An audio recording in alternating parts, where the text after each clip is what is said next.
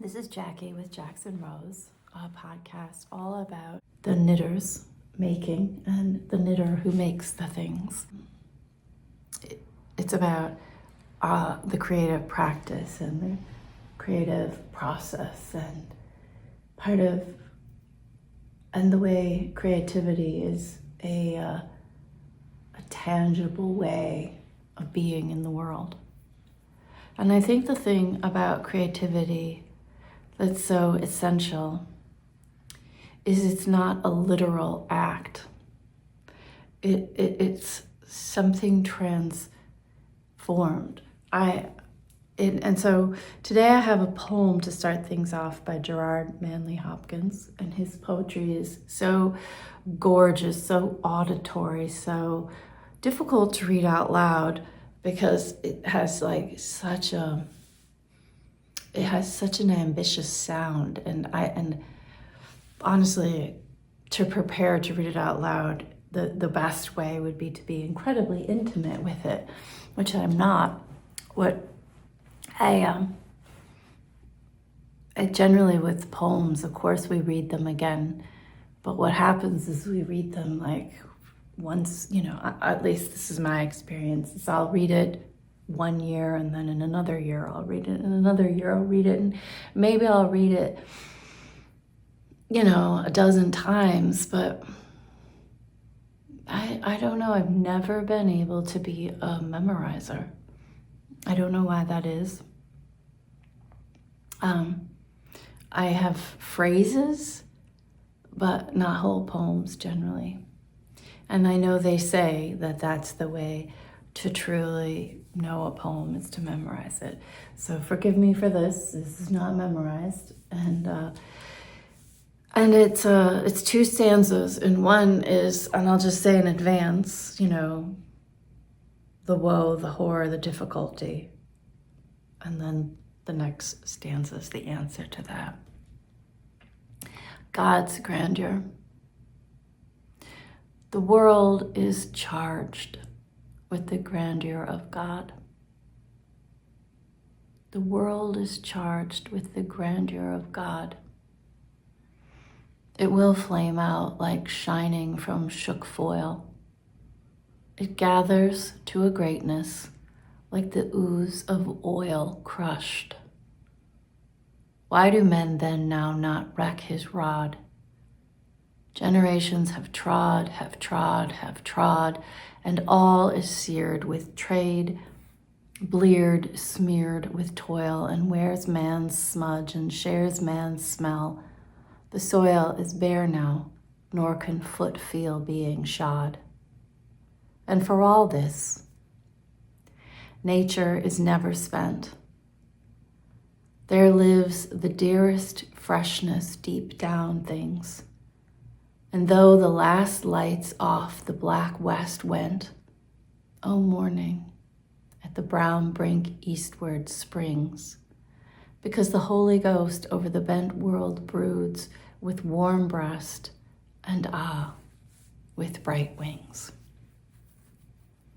So I'm going to read the last stanza one more time.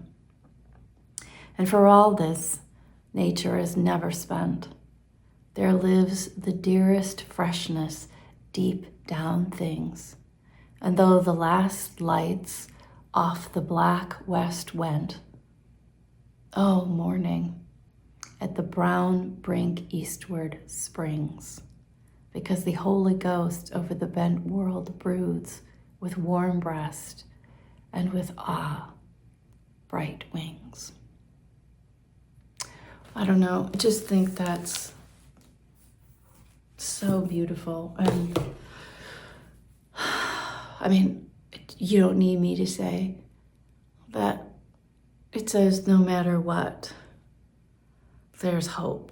No matter what, there is a regenerative spring inside each and every one of us, no matter what the circumstances seem like, feel like. We were born and we contain the magical stuff of this world. So our creativity is a way to to address ourselves, I think, to that side of life. And that's why it feels so vital now as ever, and as difficult now as ever, as frivolous now as ever. And so this is my little corner where I talk about my creativity, but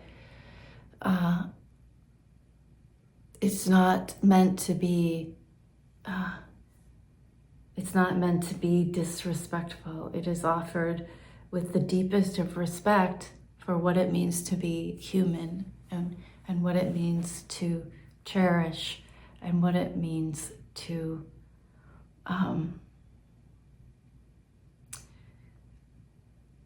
understand. And here is sort of where I'm at these days, is I have this, I feel like I kind of know what the challenge is for me, and it's a challenge that's far greater than, it's not something I'll ever be able to master, but I at least know what the challenge is. And I think it was, I know it was my grandmother who taught me this lesson, and I was thinking about her because she was born on New Year's Day, and my other grandmother died on New Year's Eve. So I think of my grandmothers at the turning of the year, and I think of how much they're remembered in our family that lives, beyond them. And I see their example of how they were in relation to their families. And here's where it leads to in this knitting podcast. And if you're new here, I will finish the story, but if you're new here, this is a visual journal, and it is not everyone's cup of tea. But it's all I know how to do, is be myself. So that's what I'm offering, is myself. And it feels, I will say, if you don't do podcasts, it often feels very frightening to offer yourself into the public sphere, into the sphere of, you can't please everyone. So, and we've talked about this before, but the first half of life is trying to find your center enough to express who you are, and to be comfortable with that you are limited, but that you are particular, and to be the particular expression of who you are. And that can't please everyone. And you have to be a vessel for yourself to be a sort of a something for life force to move through into the world through you. And it moves through you, and you are fed by life force, and you contribute with your life force, and you just let yourself be in that sweep rather than the smaller sweep of just the ego, which is necessary, but it's not everything.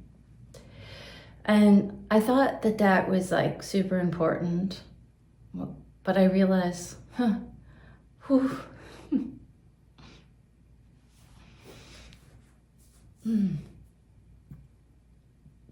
there's another lesson after that.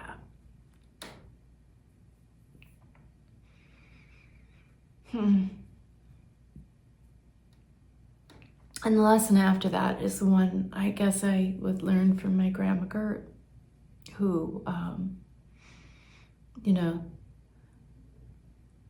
she did the, unthinkable of outliving two of her sons, two husbands, many, many, many of her siblings, obviously her parents,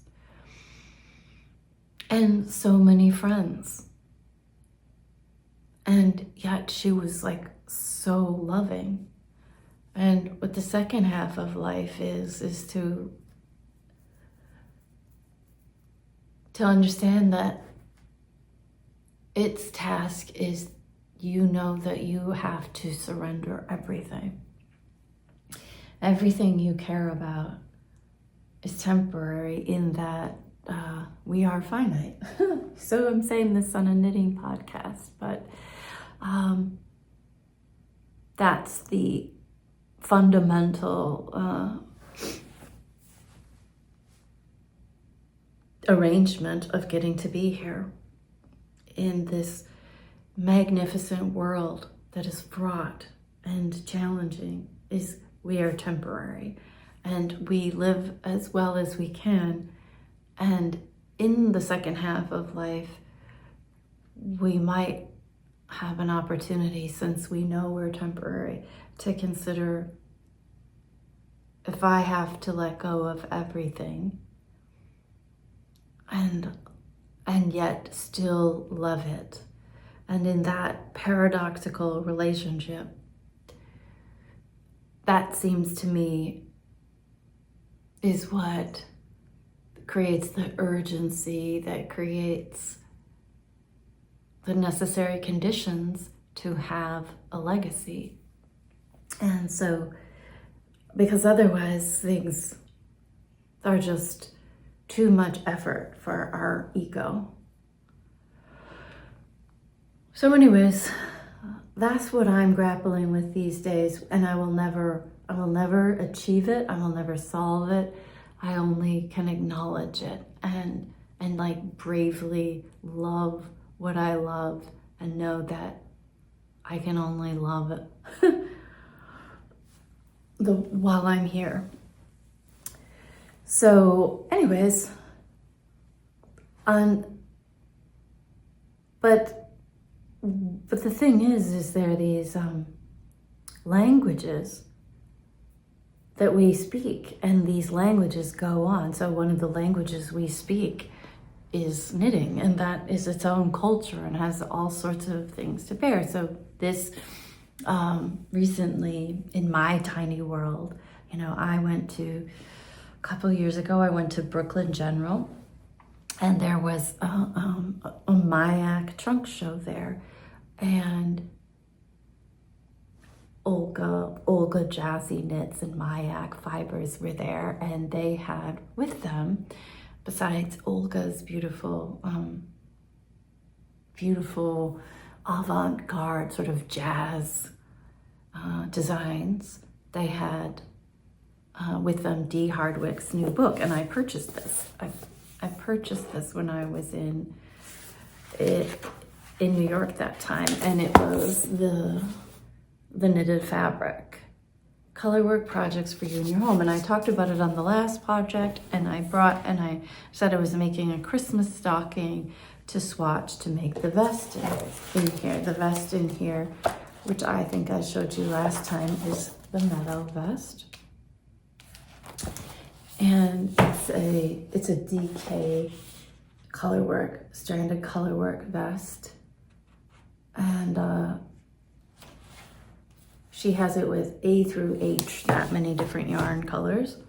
So I just wanted to show you the finished object. I was always intrigued by it. I have a giant stash of yarn, just yarn that's caked up. I don't know the color names. It's just balls of yarn.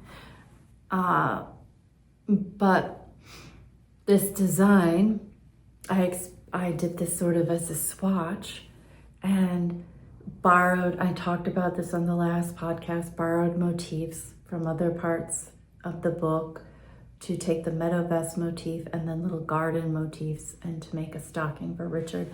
And I just thought I would show you the finished stocking too. And I would just say that I guess one of the things that I thought was fun that was particular to us is when I went, I think it was 2 years ago, I went to Rhinebeck, and that was when I was falling in love with Richard.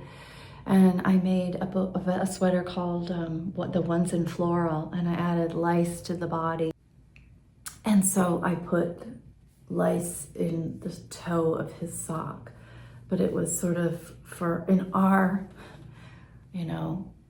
and it's a color. I used this green, and this happens to be, I don't know, Of course, these cameras never focus when you want them to, and I don't even know how to make them focus. Do you do that? Yes, I suppose you do that. That's the green color of his walls, and like this green. It's just, and then he loves brown, so of course I made the toe brown. And that felt like a good, and I think you've seen the rest of it, that felt like a good way to finish the stocking. And I got all the yarns. And the thing about colorwork knitting, and I think what I really notice is my process, if it calls for 5 yarns, I'm gonna need to have 20 yarns and, you know, just keep changing my mind as I go. And so, and have sort of an idea, but be in process with it. So this is meant to be a quick video to talk about the Meadow vest. This is the Meadow vest that I made. I left the pin on. Yesterday I made some reels and I was wearing it. I left the pin on. I'll just show you the pin right now. This is from Pittsburgh Mercantile. I love these pins. Susie always has the most wonderful things. So this is the Meadow vest, and it's knit from the bottom up. And it has 1, 2, 3, 4 sections where the colors change. And I will say that I was trying to design it around the Persian rugs that both in Debbie Korb's apartment in New York and Richard, they both have a lot of pink and blue rugs, and I love them. Pink and blue and red. And so that was what I was going for. And, you know, when you do 2-color knitting, for most of the time you use your dominant hand to have the color that you want to stand out. So in this case, the motif itself, these lines and ridges, that's the dominant hand, and then the recessive hand or whatever is the background. So for me, I hold the yarn in my left hand and my right hand, and my left hand holds the dominant colors. And in the first section, the dominant is dark and the background is light.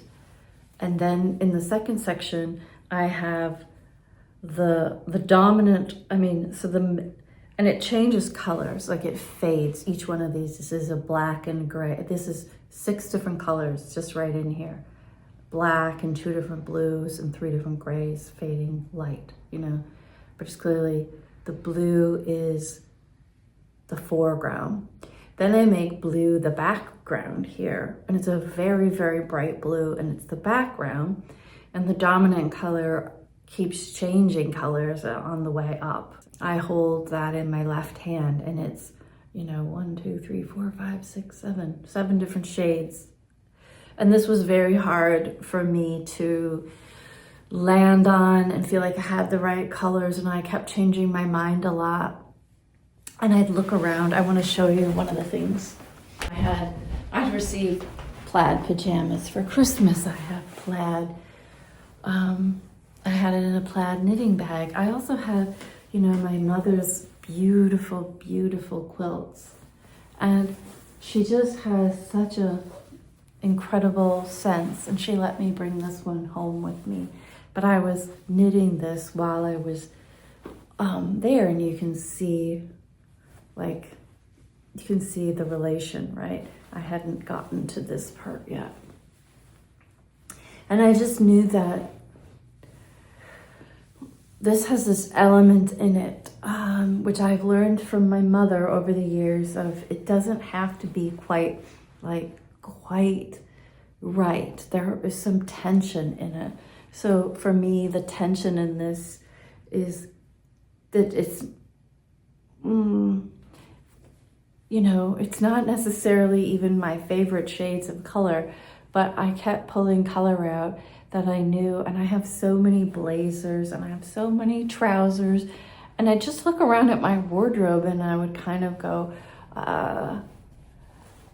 I will look at the colors of the manufactured clothes that I already own, and I would recognize that there are hues in there that I wouldn't necessarily choose. And I just kept trying to make it.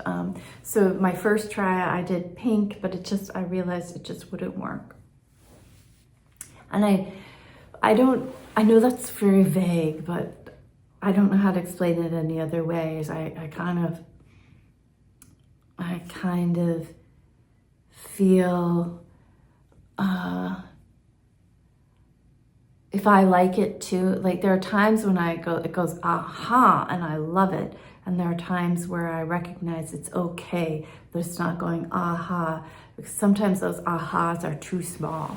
If that I don't know if that makes any sense. So this, if I look at it, like look at it up close and look at my color choices, it's not like I like that. It's not like that's pleasing necessarily to me, but the impact far away is exactly what I need it to be. And so it's almost like a vantage or perspective and how close or how far away you want to get from that color. And I wanted to look at it from here and just have it be dynamic and have it be very, I don't know, this sounds really silly to say, but inclusive in a way. So it would be able to play along with lots of things in my wardrobe. And then I needed to make the transition to the second half so in this one, it was all the colors kept changing. Both were changing. This was one changed and only the background changed. And here I was going to have the background stay pink for the most part. So I kind of made this transition where the background's pink, so it seems like it's more of just this changing thing, and the foreground is blue. But that pink, that kind of led the transition up to here where the background is a different pink, but the foreground becomes gray. And I'm trying to like start to work back to the bottom to make a cohesive design. And these are two different grays in here. And this, I will just say this pink, I do know that I got this at, in Seattle at a fiber festival there, and it was like Wild Rose Farm, and it was just a really special skein of yarn, and I'm very excited to have it like right in the center. It's a very lovely thing, and I know I definitely need to use the rest of that skein in a small accessory, but I was glad to feature it here. And then this is two different shades of gray, and then another blue and pink, and you can see how it went from to be continuous.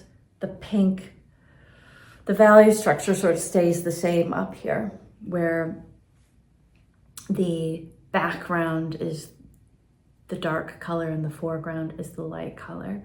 But it flips where this is pink, this is a pink background, and this is a pink foreground. And it doesn't even look pink, maybe from a distance, but it's pink. So it's meant to be like a subtle flip. And then, you know, I had to think about the edges. They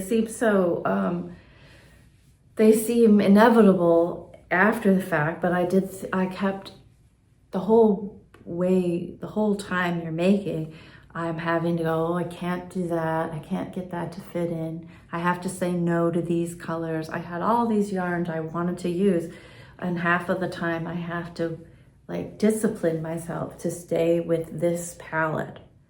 And you know, I only introduced a little bit of green and a little bit of, but it mostly needed to be blue and red and gray, you know, or red and pink, you know, that was the main idea. And if I put too many colors in, I'd lose the idea.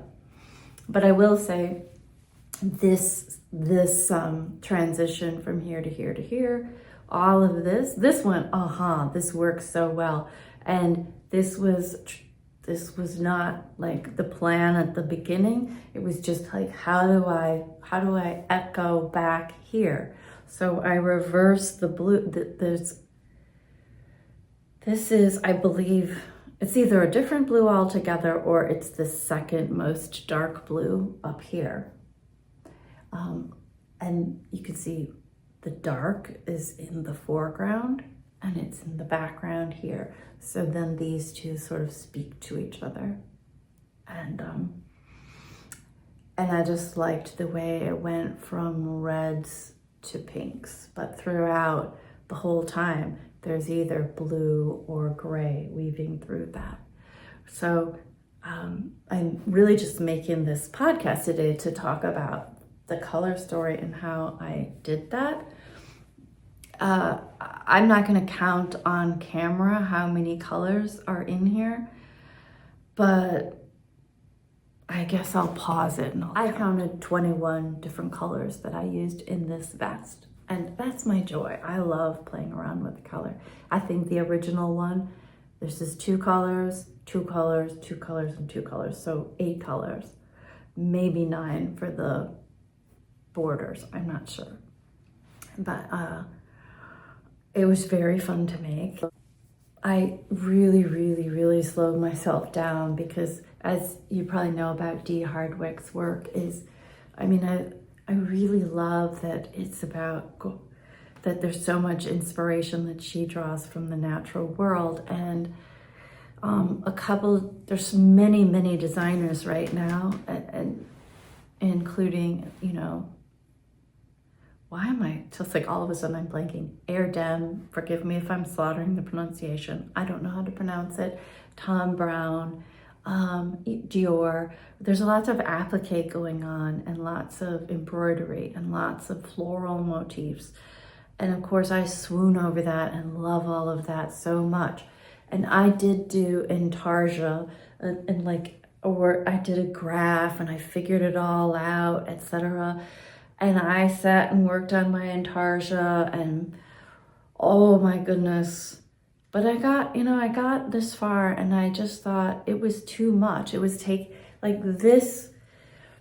I love Dee Hardwicke's work, but she has the sense to go, if I'm going to do a floral motif on top, I'm going to not be overcomplicated around it. So I just felt like I was muddying with the intarsia. And so I thought to myself, I don't need to do that. I'm going to take it out and I'll just wear pins. And I have beautiful pins from Pittsburgh Mercantile, including butterfly pins, and there's a bird pin, and Susie has so many fun things.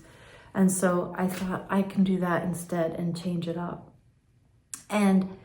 But because I did the intarsia, I followed Dee Hardwicke's instructions, and this is knit in the round and this is knit flat. And normally I would steek and not knit it flat, but I got to do 2-color knitting flat. And I would say the thing about, for me, purling with 2-color knitting and reading a chart, the other direction is just, I definitely put stitch markers in just to divide up the motifs, just so I could know where I was. Because I just wasn't as comfortable purling in stranded knitting and reading the charts. Even though the chart, it's it's just 6 rows all the way up,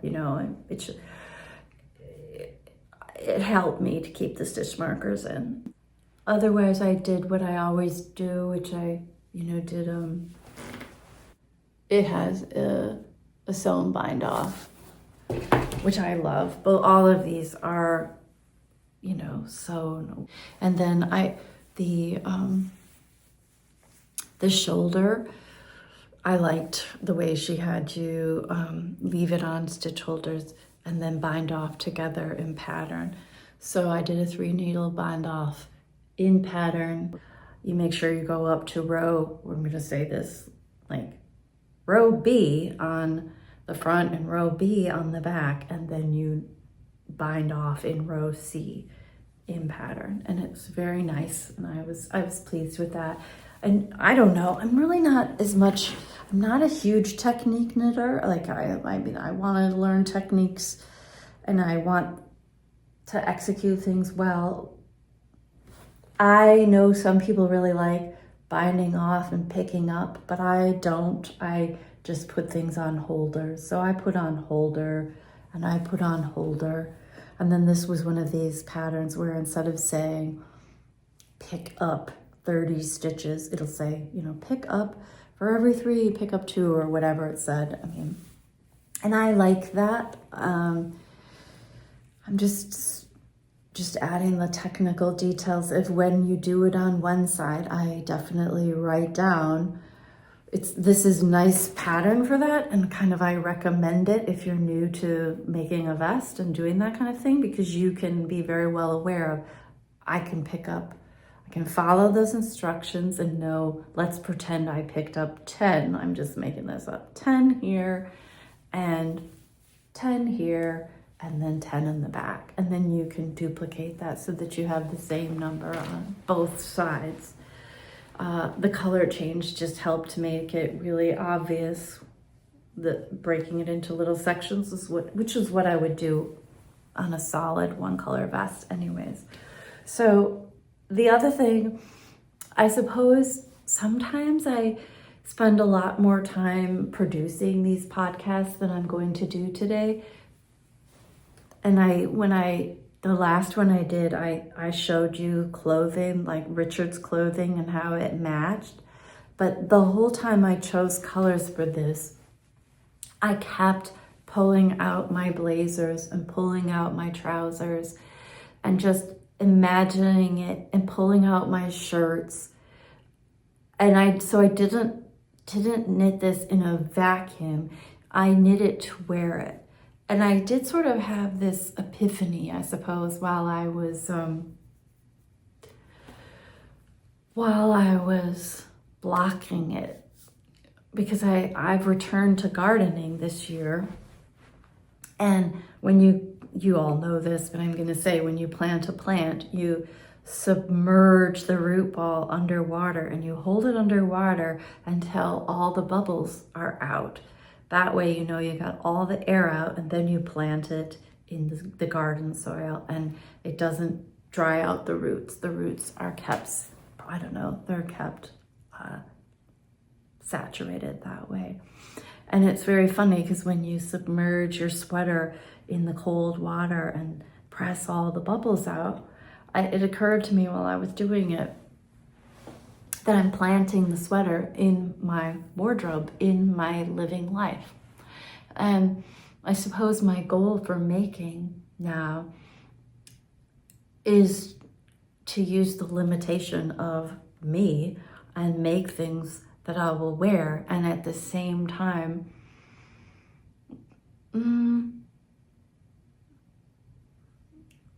let the knitted things be things that delight me, you know, because I have store-bought things like this, so I don't really want to knit a solid gray turtleneck.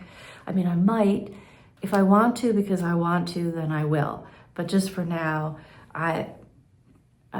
for this project, I wanted to play with color and use yarn to play with I love sort of complexity, and I have joy in pattern mixing. I mean, why do you think? I mean, I can't help it. I'm my mother's daughter, so of course I like that. And of course I feel fine layering pattern on pattern on pattern.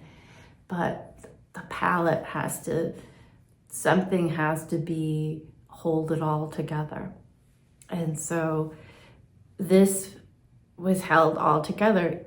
Oddly enough, the palette for the most part is like gray and blue, which isn't all that, you know, I have enough color in it that is very neutral and very sort of, you know, easy, that then there has, you know, if it's 2/3 pretty neutral and easy, then I have enough room to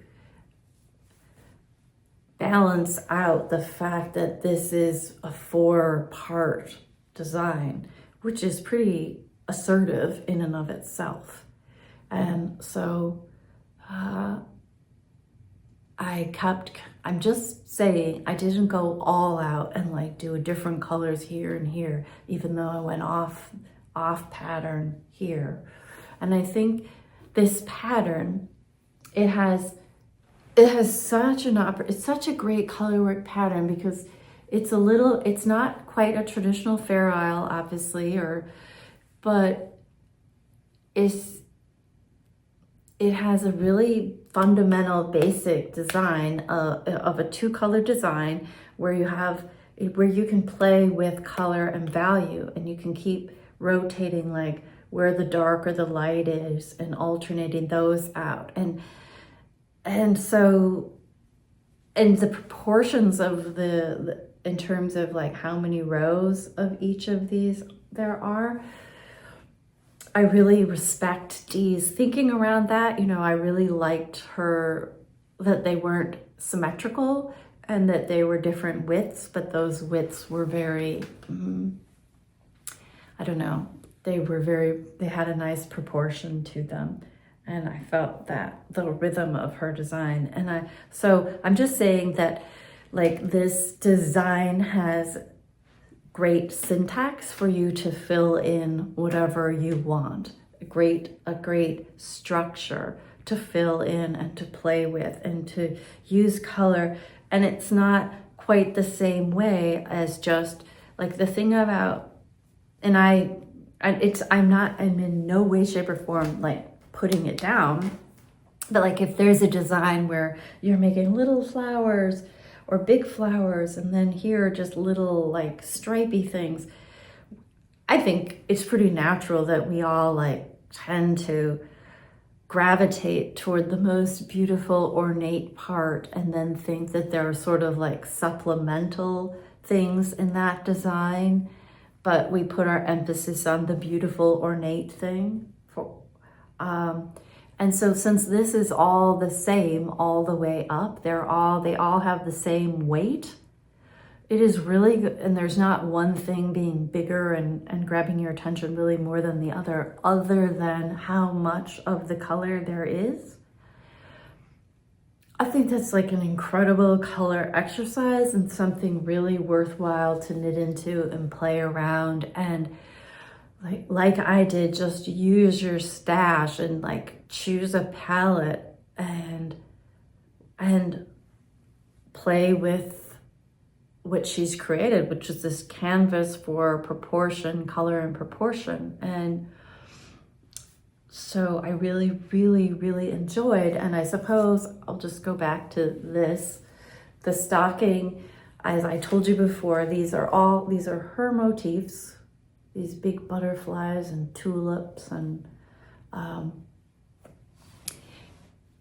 but I took some of these same things I was working with over here and changing the values around and playing with, and I hope I'm being clear what I mean by the values of the foreground and the background, and seeing that even if the colors are the same, when you reverse which one is in the front and which one's in the back, or you can make these subtle changes by taking the color that's in the foreground and bring it to the background. It's a very wonderful kind of deliberate color exercise in a way that's a little less like a coloring book and a little more like a color study.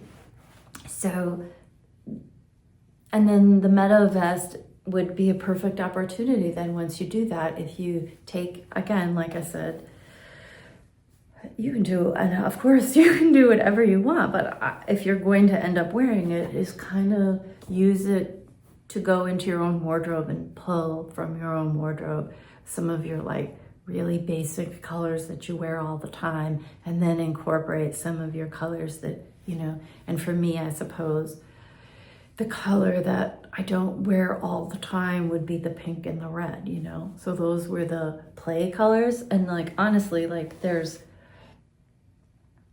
I think I said 21, right? And to think that, you know, I don't know, only a quarter of it is pink and red.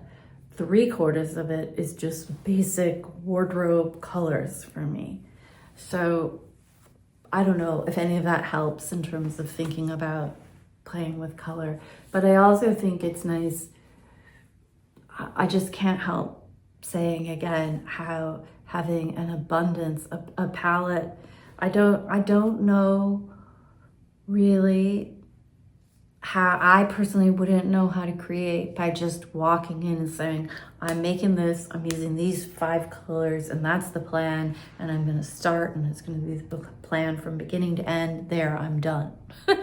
That's just not how it works. You know, I had to rip back and just be engaged in noticing what was in my hands, you know, and you know, even for instance, I'll just say one other thing is think about how they're functioning. So for instance, I didn't like this blue that I used all through here because it was such a bright blue. It wasn't my favorite blue, but I used the really bright blue, which seemed like too bright to me, with the, like, because it was bright enough to be in contrast with these more sober sort of teals and, you know, loaded colors and things like that. So it felt like it was a good pairing.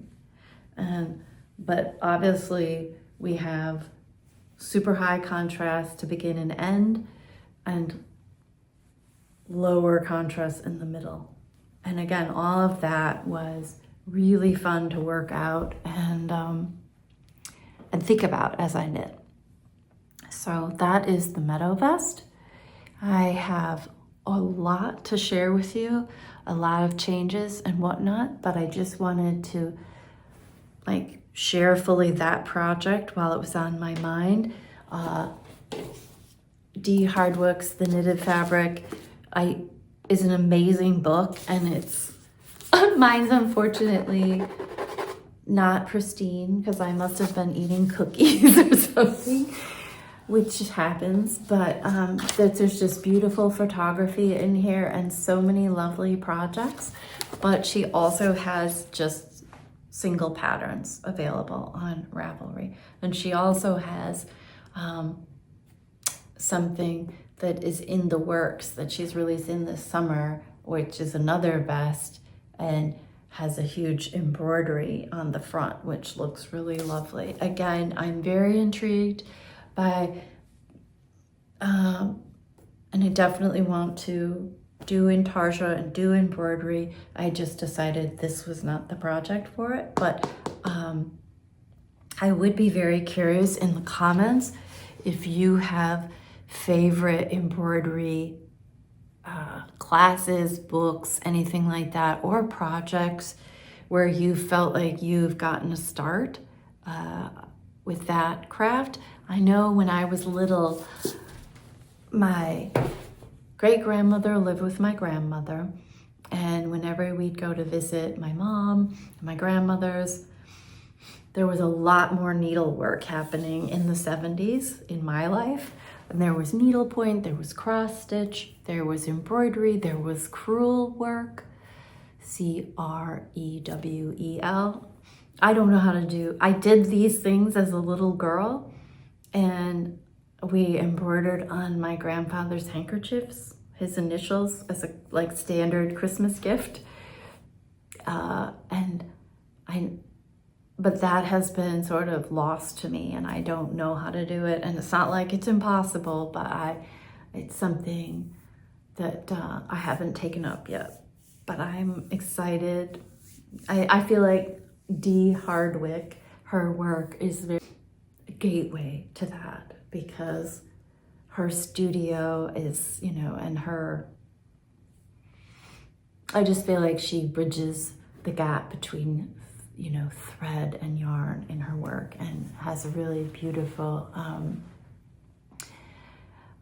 you know, I can't speak to it because I don't actually know, but for watching my mother and working with her and seeing how quilting and painting interrelate and bounce off of each other and play against each other, and inform each other. I can only imagine that if you do embroidery and knit, that there is some sort of dialogue.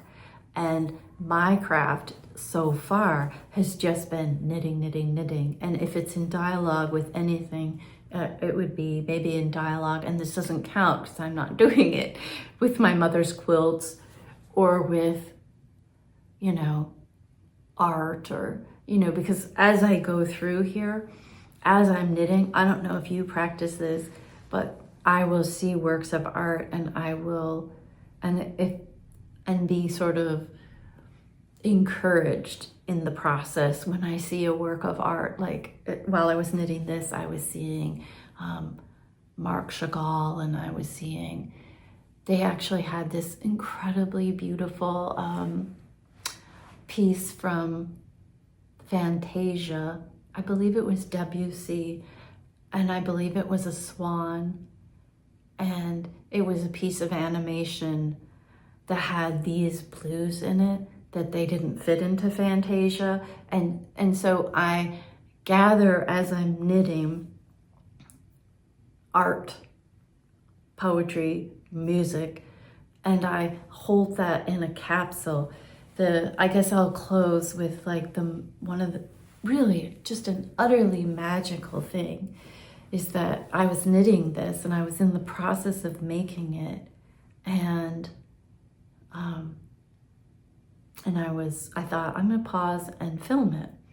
And I had my camera out and I was looking, you know, I love sunlight, I love the light. And this thing was just shimmering and fluttering, and there was so much movement and shadow on it, and I didn't understand what was happening.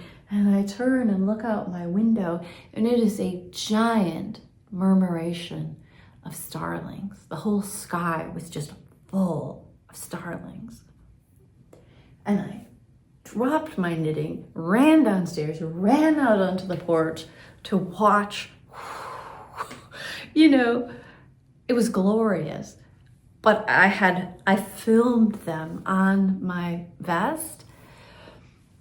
And I feel like because I was present for that, they will always be like flying over my vest, you know. And I feel like for me, because knitting is so slow,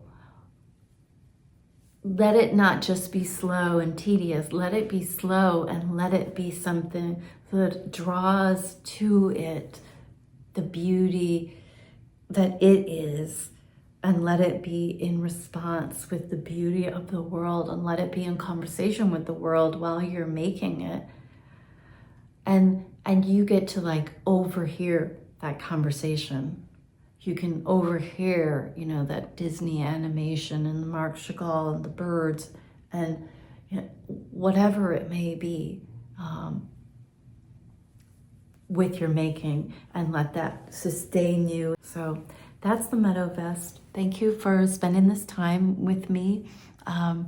Truly, I'm just so grateful that we have knitting, and I hope your knitting gives you joy. And I'm grateful for you to be here. I am utterly sustained by my Patreon.